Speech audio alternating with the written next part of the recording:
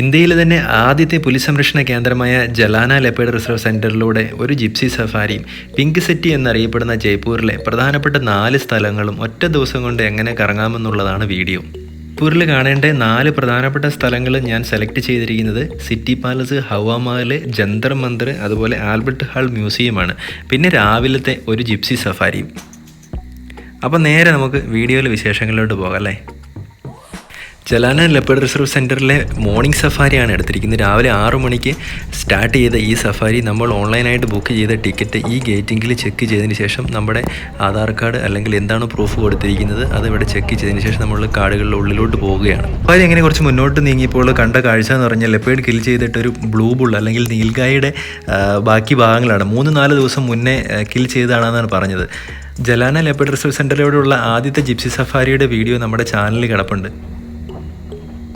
2017 ജലാന ഒരു പുള്ളിപ്പുലി സങ്കേതമായി മാറിയത്. 20 ചതുരശ്ര കിലോമീറ്റർ വിസ്തൃതിയിലാണ് കേട്ടോ ഈ റിസർവ് വ്യാപിച്ച് കിടക്കുന്നത്. മെയിനായിട്ടെന്ന് പറഞ്ഞാൽ ഈ ജലാനയുടെ പ്രത്യേകത എന്ന് പറഞ്ഞാൽ നമുക്കിവിടെ വന്നു കഴിഞ്ഞാൽ മാക്സിമം ലെപ്പേർഡ് സൈറ്റിംഗ് കിട്ടുമെന്നുള്ളതാണിത്.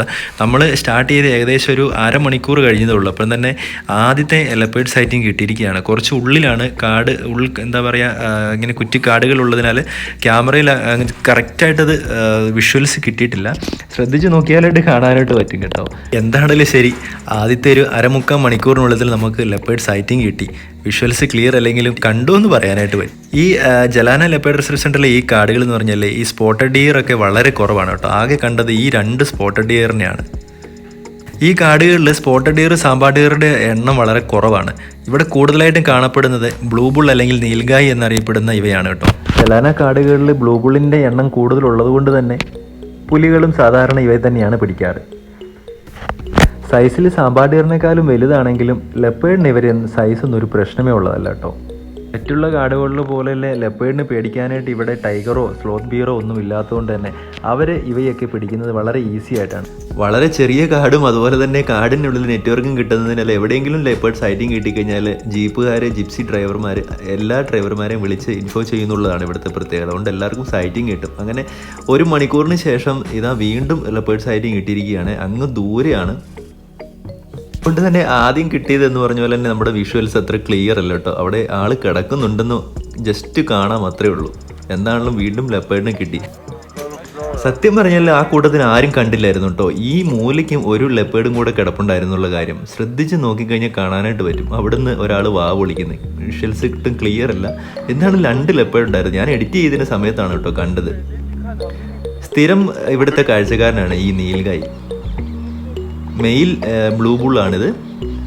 ഈ ബ്ലൂ ബുള്ളും പൊതുവേ എന്താണെന്ന് വെച്ചാൽ അവരുടെ ആ ഒരു ഏരിയയിൽ ഒരു മെയിൽ സാധാരണയെ കാണാറുള്ളൂ. വേറൊരാൾ ഇവിടെ വന്നു കഴിഞ്ഞാൽ അവയെ ഓടിക്കാറാണ് പതിവ്. അവിടെ വേറൊരു മെയിൽ നീൽഗായെ കണ്ടിട്ട് കാശാൻ കണ്ടോ ഓടിച്ചു വിടുവാണ്. ജലാന ലെപ്പേർഡ് റിസർവ് സെൻറ്ററിൽ എത്താനായിട്ട് ജയ്പൂർ എയർപോർട്ടിൽ നിന്ന് വെറും 6 കിലോമീറ്റർ, അതുപോലെ റെയിൽവേ സ്റ്റേഷനാണ് വെറും 15 കിലോമീറ്റർ മാത്രം ഉള്ളൂ എന്നുള്ളതാണ് ഇത് പ്രത്യേകത കേട്ടോ. ജലാന ലെപ്പേർഡ് റിസർവ് സെൻറ്ററിലെ സഫാരിക്ക് ശേഷം അവിടെ നിന്ന് ജയ്പൂരിലെ പ്രധാനപ്പെട്ട 4 സ്ഥലങ്ങൾ കാണാനായിട്ടാണ് പുറപ്പെട്ടത്. ജലാന ലെപ്പേർഡ് റിസർവ് സെൻറ്ററിൽ നിന്നും ഏകദേശം 1 മണിക്കൂറിന് കൊണ്ട് നമുക്ക് ഓട്ടോയിൽ ജയ്പൂരിലെ സിറ്റി പാലസിൻ്റെ അവിടെ എത്താനായിട്ട് പറ്റും. ഇവിടുത്തെ ടിക്കറ്റ് ചാർജ് കണ്ടപ്പോൾ ഒന്ന് ഞെട്ടി കിട്ടും. ആദ്യം കാരണം മറ്റൊന്നുമല്ല, 300 രൂപയാണ് ഈ സിറ്റി പാലസിൽ കയറാനുള്ള എൻട്രി ഫീസ് കേട്ടോ. സാവായ് ജയ്സിംഗ് രണ്ടാമനാണ് 1729 1732 കാലയളവിൽ കൊട്ടാരത്തിൻ്റെ പണി ആരംഭിച്ചത്. അദ്ദേഹത്തിൻ്റെ നേതൃത്വത്തിൽ കൊട്ടാരത്തിൻ്റെ രൂപരേഖ തയ്യാറാക്കുകയും ചുറ്റുമതിലുകൾ തീർക്കുകയൊക്കെ ചെയ്തെങ്കിലും മറ്റ് കൂട്ടിച്ചേർക്കലുകൾ 20-ാം നൂറ്റാണ്ട് വരെയുള്ള ജയ്സിംഗിൻ്റെ പിൻഗാമികളാണ് പൂർത്തിയാക്കിയത് എന്നാണ് പറയപ്പെടുന്നത്. പാലസിൻ്റെ ഉള്ളിൽ കയറി കഴിഞ്ഞാൽ പല സെക്ഷനായിട്ടാണ് ഇവരിവിടെ ഇത് നിർമ്മിച്ചിരിക്കുന്നത്. ആംസും വെപ്പൺസൊക്കെ സൂക്ഷിച്ചു വെച്ചിരിക്കുന്ന ഒരു സെക്ഷനാണിത്. എവിടെ പോയാലും നമുക്ക് ഉള്ളിൽ നമുക്ക് ക്യാമറയിൽ വീഡിയോസോ മറ്റു ഫോട്ടോസോ ഒന്നും എടുക്കാൻ പറ്റത്തില്ലെന്നുള്ളതാണ് ഇവിടുത്തെ വേറൊരു പ്രത്യേകത. ഇവിടുത്തെ ഈ തെക്കും തിരക്കും കണ്ടോ. കൗരവ പാണ്ഡവ യുദ്ധത്തിലെ ആ ചക്രവ്യൂഹവും മക്രവ്യൂഹത്തിൻ്റെയൊക്കെ ആ ഒരു ചിത്രം അവിടെ രൂപകൽപ്പിച്ചിരിക്കുകയാണ്. അത് കാണാനുള്ള തിരക്കാണ് കേട്ടോ. സൈന്യത്തിനെ കണ്ടില്ലേ എങ്ങനെ ഡിപ്ലോയ് ചെയ്യുന്നുള്ളതിൻ്റെ ഒരു രൂപരേഖയാണ് കേട്ടോ അത്. പല സെക്ഷൻ വൈസ് ആയിട്ടാണ് കേട്ടോ ഇവർ ഓരോ രാജകുടുംബത്തിൽ ഓരോ സാധനങ്ങളൊക്കെ സൂക്ഷിച്ചു വെച്ചിരിക്കുന്നത്. എവിടേക്കാണ് നമ്മൾ ഉള്ളിൽ കയറി കഴിഞ്ഞാൽ ഇപ്പം വെപ്പൺസ് ആണെങ്കിലും അവരുപയോഗിച്ചിരുന്ന ക്ലോത്തിങ്, കിടക്കുകൾ, എന്തൊക്കെ പുരാതന വസ്തുക്കളാണെങ്കിലും അതിൻ്റെ ഉള്ളിലത്തെ റൂമുകളിൽ നമുക്ക് കയറി കഴിഞ്ഞാൽ ഫോട്ടോസോ വീഡിയോസോ എടുക്കാനുള്ള അധികാരം നമുക്കില്ല കേട്ടോ. ഇവരുള്ള പുറത്ത് നിന്ന് സ്ഥലത്ത് നമുക്ക് ഫോട്ടോസും വീഡിയോസൊക്കെ എടുക്കാനായിട്ട് പറ്റുമെങ്കിലും ഉള്ളിൽ രാജകുടുംബത്തിലെ സാധനങ്ങൾ സൂക്ഷിച്ചു വെച്ചിരിക്കുന്നതിനൊന്നും എടുക്കാനായിട്ട് പറ്റത്തില്ല. നോക്കി ഒരു സിൽവറിൻ്റെ ഒരു ജാറ് കണ്ടാവും. ഏകദേശം 15,000-ഓളം വരുന്ന സിൽവർ കോയിൻസ് ഉരുക്കിയെടുത്തുണ്ടാക്കിയ സിൽവർ ജാറാണെന്നാണ് പറയുന്നത്. 345 കിലോ വെയിറ്റ് ഉണ്ട് ഇതിന്. ഇത് ഗിന്നസ് വേൾഡ് റെക്കോർഡ് നേടിയ ഒരു ജാറാണെന്നാണ് അറിയപ്പെടുന്നത്. ഇങ്ങനത്തെ 2 ജാർ ഇവിടെ സൂക്ഷിച്ചു വെച്ചിട്ടുണ്ട് കേട്ടോ. അതുമാത്രമല്ല മനസ്സിലാക്കാൻ കഴിഞ്ഞത് ഈ ജാറിൽ ഗംഗാജലമാണ് സൂക്ഷിച്ചു വെച്ചിരുന്നത്. 1902 എഡ്വേർഡ് ഏഴാമൻ രാജാവിൻ്റെ സ്ഥാനാരോഹണ ചടങ്ങിൽ പങ്കെടുക്കാൻ ഇംഗ്ലണ്ടിനേയിൽ പോയപ്പോൾ ജയ്പൂർ രാജാവായിരുന്ന സവായ് മാധവ് സിംഗ് രണ്ടാമൻ ഗംഗാജലം നിറച്ച് ഈ കുടത്തിൽ തൻ്റെ യാത്രയ്ക്കൊപ്പം കൊണ്ടുപോയി എന്നാണ് പറയുന്നത് കേട്ടോ. ബോംബെ വരെ ട്രെയിനിലും അത് കഴിഞ്ഞ് ഷിപ്പിലുമായിട്ട്. എന്താ അല്ലേ, രാജസ്ഥാനിലെ ഒരു ട്രഡീഷണൽ ഒരു ഡാൻസാണെന്ന് തോന്നുന്നു കേട്ടോ. ഈ പാവക്കൂത്ത് അല്ലെങ്കിൽ എന്താ പറയുക പപ്പറ്റ് ഡാൻസ്. ഇത് ഞാൻ ആദ്യമായിട്ടാണ് കേട്ടോ കാണുന്നത്. കോബ്ര ഡാൻസ് എന്നും പറഞ്ഞിട്ടൊരു സംഭവമാണ് കേട്ടോ. നോക്കിക്ക്, അതിൻ്റെ 2 പേര് പുറത്ത് നിന്നിട്ട് പാട്ട് പാടുകയും അതിൻ്റെ ഉള്ളിൽ ഒരാൾ കൺട്രോൾ ചെയ്തിരിക്കുകയാണ്. ഒരു നൂല് വെച്ചിട്ടാണ് ഇത് മൊത്തം കൺട്രോളിങ് ചെയ്യുന്നത്. അത് കാണാനായിട്ട് എത്ര പേരാണ് നിൽക്കുന്നതെന്ന് നോക്കിക്കേ. വിദേശികളടക്കമാണ് നിൽക്കുന്നത്. കാരണം പറ്റുന്നതിൽ നമ്മളത് ഒരു വെറൈറ്റി ആയിട്ട് തോന്നും കേട്ടോ. ഒരു ഡാൻസ് അവരവിടുന്ന് കോബ്ര ഡാൻസ് എന്നൊക്കെ പറയുന്നുണ്ട്. എന്താണോ അങ്ങനെ സിറ്റി പാലസിലെ കാഴ്ചകളൊക്കെ കണ്ടിട്ട് അവിടുന്ന് പുറത്തിറങ്ങി. ഇനി നമ്മൾ പോകുന്നത് ജന്തർ മന്ദറിലോട്ടാണ് കേട്ടോ. ഇവിടെ എന്തൊക്കെയാണെന്ന് പറഞ്ഞാൽ ശരി, എന്നാ ഒരു തിരക്കാണെന്നറിയോ. ഞാൻ വിചാരിച്ചത് ഇങ്ങനെയൊന്നും അല്ല കേട്ടോ. നല്ല പീസ്ഫുൾ ആയിട്ടുള്ളൊരു സ്ഥലമാണ്. നമുക്ക് എന്താ പറയുക സുഖമായിട്ട് കറങ്ങാമെന്നൊക്കെ വിചാരിച്ച് വന്നതാണ്. ജന്തർ മന്ദറിലെയും സിറ്റി പാലസിലേക്ക് തിരക്ക് കണ്ടപ്പോൾ തന്നെ മനസ്സും എടുത്തു. അങ്ങനെ ജന്തർ മന്ദറിൽ ടിക്കറ്റ് എടുത്ത് 55 രൂപയാണ് ടിക്കറ്റും എടുത്ത് ഉള്ളിൽ കയറി. ജന്തർ എന്നത് യന്ത്രങ്ങളും മന്ദർ എന്നത് കണക്കുകൂട്ടലിനുമാണ് സൂചിപ്പിക്കുന്നത്. അങ്ങനെയാണ് ജന്തർ മന്ദർ എന്ന പേര് വന്നത്. കാണുമ്പോൾ നമുക്ക് തോന്നും ഇത് എന്താണ് ഉണ്ടാക്കി വെച്ചിരിക്കുന്നതല്ലേ. എന്നാൽ സൂര്യപ്രകാശത്തിൻ്റെ ആ വെളിച്ചവും ആ ഡയറക്ഷനും നിഴലും ഒക്കെ കൊണ്ട് വളരെ കറക്റ്റായിട്ടാണ് ടൈമും ദിവസവും ഒക്കെ അറിയാനായിട്ട് പറ്റുന്നത്. അതുപോലെ തന്നെ ഇവിടെയുള്ള ഉപകരണങ്ങൾ കൊണ്ട് ഗ്രഹങ്ങളുടെയും നക്ഷത്രങ്ങളുടെയും കറക്റ്റായിട്ടുള്ള പൊസിഷനും കാര്യങ്ങളും മറ്റും അറിയാനായിട്ട് പറ്റും. ഇന്ത്യയിൽ നിന്ന് ലോക പൈതൃക സ്മാരക പട്ടികയിലെത്തുന്ന 28ാമത്തെ പൈതൃക സ്മാരകമാണ് ജയ്പൂരിലെ ജന്തർ മന്ദർ. കല്ലുകൊണ്ട് നിർമ്മിച്ച ജന്തർ മന്ദർ 14 ജ്യോതിശാസ്ത്ര ഉപകരണങ്ങളുടെ സമന്വയമാണ് കേട്ടോ. 12 മാസങ്ങളും സൂര്യപ്രകാശത്തിൻ്റെ ആ യന്ത്രങ്ങളിൽ അടിക്കുന്ന എന്താ പറയുക നിഴലുകൾ, ആ ഓപ്പോസിറ്റ് സൈഡിലെ നിഴലുകൾ നോക്കിയിട്ട് ഏത് മാസമാണെന്നുള്ളത് മനസ്സിലാക്കാനായിട്ട് പറ്റും. ഇപ്പോൾ ഇവിടെ വരുമ്പോൾ ശ്രദ്ധിക്കേണ്ടതെന്ന് പറഞ്ഞാൽ ഒരു കൂട്ടത്തിലൊരു ഗൈഡിനെ യൂസ് ചെയ്യുകയാണെങ്കിൽ നമുക്ക് ഒരുപാട് കാര്യങ്ങൾ മനസ്സിലാക്കാനായിട്ട് പറ്റും. അങ്ങനെ അവിടെ നിന്ന് നമ്മൾ അധികം നേരം ചിലവഴിക്കാണ്ട് തന്നെ അവിടെ നിന്ന് ഇറങ്ങി. കാരണം അങ്ങനെ കാണാനായിട്ട് നോക്കുകയാണെങ്കിൽ അധികമൊന്നുമില്ല. പക്ഷേ പഠിക്കാനായിട്ടാണെങ്കിൽ അല്ലെങ്കിൽ അറിവിന് വേണ്ടിയിട്ടുള്ള ഒരുപാട് കാര്യങ്ങൾ അവിടെ നിന്ന് കിട്ടി കേട്ടോ. പിന്നെ ഹവാമഹലിലോട്ടുള്ള പോകാനുള്ള യാത്രയ്ക്കിടയിൽ ഓട്ടോറിക്ഷക്കാരൻ പറയുകയായിരുന്നു, ഈ കാണുന്ന ഈ ഗേറ്റ് ഉണ്ടല്ലോ, ഈ ഗേറ്റിൽ അന്ന് രാജാവിന് അതായത് സവായ് ജയ്സിംഗ് രണ്ടാമന് മാത്രം പോകാൻ അനുവദിച്ചിരുന്ന ഒരു ഗേറ്റാണിത്. ഇതിൽ കൂടെ ഇപ്പോഴും നമുക്ക് നടന്നു പോകാനുള്ള അവകാശം ഇല്ലെന്നാണ് പറയുന്നത്. അവിടെ ഡ്യൂട്ടിക്കാരനൊക്കെ ഉണ്ട് കേട്ടോ.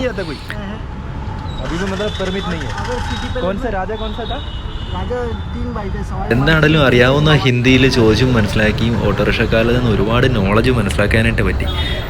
ഹവാമഹലിനെ ഫ്രണ്ടിലെത്തിയ കൊട്ടാരത്തിലെ സ്ത്രീകൾക്ക് കാറ്റുകൊള്ളാനും നഗരക്കാഴ്ചകളും ഒക്കെ കാണാനൊക്കെ ആയിട്ട് 953 കിളിവാതിലുകൾ കൊണ്ട് ഉണ്ടാക്കിയ ഒരു കൊട്ടാരമാണ് ഹവാമഹൽ. 1793 മഹാരാജ പ്രതാപ് സിംഗ് ആണ് ഉണ്ടാക്കിയത്. ഉസ്തൽ ലാൽചന്ദ് എന്ന ആളാണ് കൊട്ടാരത്തിൻ്റെ മെയിൻ ആർക്കിടെക്റ്റ് എന്ന് പറയുന്നത്. ഈ കൊട്ടാരത്തിന് 5 നിലകളുണ്ട് കേട്ടോ. ഓരോ നിലയ്ക്കും ഓരോ പേരാണുള്ളത്. ആദ്യത്തെ നിലയ്ക്ക് ശാരദ് മന്ദിർ എന്നും, രണ്ടാമത്തേതിന് രത്തൻ മന്ദിർ എന്നും, മൂന്നാമത്തെ നിലയ്ക്ക് വിചിത്ര മന്ദിർ എന്നും, നാലാമത്തേതിന് പ്രകാശ് മന്ദിർ എന്നും, 5ാമത്തെ നിലയ്ക്ക് അവ മന്ദിർ എന്നുമാണ് പേര് കൊടുത്തിരിക്കുന്നത്. എല്ലാ നിലയ്ക്കും മന്ദിർ എന്നാണ് കൊടുത്തിരിക്കുന്നത്. ഇത് അറിയപ്പെടുന്നത് മൊത്തത്തിൽ അവ മഹൽ എന്നാണ് കേട്ടോ. ഈ കളറ് കണ്ടല്ലേ, ഇവിടെ നമുക്ക് ഈ കളർ കാണുമ്പോൾ എന്തോ ഒരു സ്പെഷ്യലായിട്ട് തോന്നും അല്ലേ. അങ്ങനെ ഞാൻ ഇവിടെയുള്ള പോലീസുകാരോട് ചോദിച്ചു കേട്ടോ, എന്താണ് ഈ കളർ ഇങ്ങനെ, ഈ കളർ കോഡ് എന്തെങ്കിലും ഒരു ഉദ്ദേശം ഉണ്ടോ എന്ന്. പോലീസുകാരൻ പറഞ്ഞു ഗൈഡിനെ താഴെ പോയാൽ ഗൈഡിനെ കിട്ടും, ഗൈഡിനോട് ചോദിച്ചു കഴിഞ്ഞാൽ മനസ്സിലാക്കാനായിട്ട് പറ്റുന്നു. അവരൊന്നും പറഞ്ഞു തന്നില്ല കേട്ടോ. ഭയങ്കര സാധനം തന്നെയാണ് കേട്ടോ. എന്താണെങ്കിലും അതെന്ന് വെച്ചാൽ ഗൈഡ് ഇല്ലാണ്ട് നമുക്ക് ഇവിടത്തെക്കുറിച്ചുള്ള അധികം കാര്യങ്ങളൊന്നും അറിയാനായിട്ട് പറ്റില്ല. അതെനിക്ക് തോന്നുന്നു ഇവർ തമ്മിലുള്ള ഒരു ഇതായിരിക്കും. നോക്കി ഈ 953 കിളിവാതിലുകൾ എന്ന് പറഞ്ഞില്ല, അതുകൊണ്ട് ഇങ്ങനെയാണ് കിളിവാതിലുകളിൽ പുറത്തോട്ട് നോക്കിക്കഴിഞ്ഞുള്ള കാഴ്ച നോക്കി ശരിക്കും നഗര കാഴ്ചകൾ നല്ല അടിപൊളിയായിട്ട് കാണാനായിട്ട് പറ്റും കേട്ടോ. ഈ പിങ്ക് സിറ്റി എന്ന് അറിയപ്പെടുന്നത് തന്നെ ഇതുണ്ട്. ഈ കളറ് നമ്മൾ ശ്രദ്ധിച്ച് കഴിഞ്ഞാൽ മനസ്സിലാവും, കറക്റ്റ് പിങ്ക് അല്ല അത്. അവന്മാരിലെ ശരിക്കുള്ള ഒരു ഭംഗി കാണണമെങ്കിൽ അതിൻ്റെ അപ്പുറ സൈഡിൽ പോകണം കേട്ടോ. അതായത് റോഡിൻ്റെ ക്രോസ് ചെയ്ത് മറുവശത്തോട്ട് പോയി കഴിഞ്ഞാൽ അവിടെ ചെന്ന് കഴിഞ്ഞുള്ള തിരക്ക് കണ്ടു കഴിഞ്ഞാൽ നമ്മൾ ഞെട്ടും കേട്ടോ. ഫോട്ടോസ് എടുക്കാനും വീഡിയോസ് എടുക്കാനായിട്ട് എത്ര പേരാന്ന് നോക്കിക്കേ. ठगने वाला बाजार। अच्छा ठगने वाला मतलब How much? How much? How much? How much? अच्छा 100 का चीज हाँ 1000. अच्छा 100 का चीज़ भी हो 1000 को मिलेगा 5000 का चीज 10,000 में नहीं इतना नहीं होता है. പുള്ളിക്കാരൻ പറഞ്ഞതെന്നു വെച്ചാൽ ഈ രണ്ട് സൈഡിലായിട്ട് ഒരുപാട് ഈ കച്ചവടക്കാരെ കിട്ടും കേട്ടോ. 100 രൂപയുടെ സാധനം 1000 രൂപയ്ക്കും 2000 രൂപയ്ക്കും കിട്ടുമെന്നാണ് പുള്ളി പറയുന്നത് കേട്ടോ. അത് സത്യമായിരിക്കും ഒരു പക്ഷേ. അവിടെ നിന്നും പോയത് ആൽബർട്ട് ഹാൾ മ്യൂസിയത്തിലോട്ടാണ്. ഇന്ത്യയിലെ തന്നെ പഴക്കമേറിയ മ്യൂസിയങ്ങളിൽ ഒന്നാണ് ആൽബർട്ട് ഹാൾ മ്യൂസിയം. രാജസ്ഥാനിലെ ഏറ്റവും വലിപ്പമുള്ള മ്യൂസിയമാണ് Albert Hall museum. 1880 Albert Hall museum നിർമ്മിച്ചത്. ആൽബർട്ട് ഹാൾ മ്യൂസിയത്തിന് മറ്റൊരു പേരും കൂടി ഉണ്ട് കേട്ടോ. ദ ഗവൺമെൻറ് സെൻട്രൽ മ്യൂസിയം എന്നും ഇതിന് പേരുണ്ട്.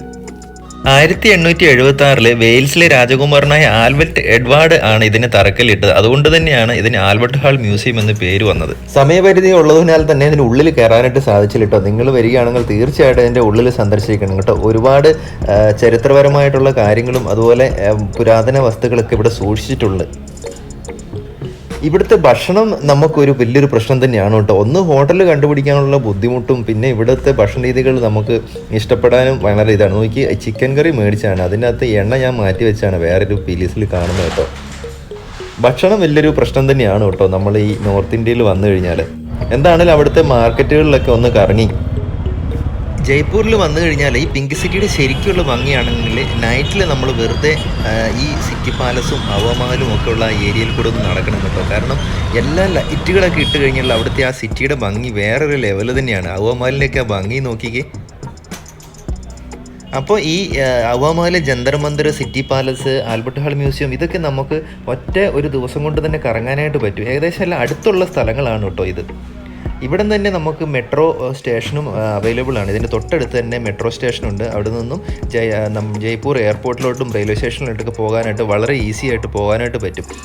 എന്തൊക്കെയാണെങ്കിലും ക്ലീനസ്റ്റ് സിറ്റി എന്നൊക്കെ പറഞ്ഞാലും ജയ്പൂരിലെ റെയിൽവേ സ്റ്റേഷനിൽ വന്നപ്പം എല്ലാം മാറി കേട്ടോ. കാരണം റെയിൽവേ സ്റ്റേഷനിലെ അവിടുത്തെ ആളുകൾ കിടക്കുന്നതും ഇരിക്കുന്നതും എല്ലാം കണ്ടപ്പം ശരിക്കും വേറൊരു ലെവലായി മാറി. എന്തായാലും ജയ്പൂരിലെ പിങ്ക് സിറ്റി നല്ല അടിപൊളി കാഴ്ചകളായിരുന്നു ഒരു ഒറ്റ ദിവസം കൊണ്ട് നമുക്ക് കാണാനായിട്ട് പറ്റിയ. വീഡിയോ ഇഷ്ടമായെങ്കിൽ ലൈക്ക് ചെയ്യാനും സബ്സ്ക്രൈബ് ചെയ്യാനും മറക്കരുതേ.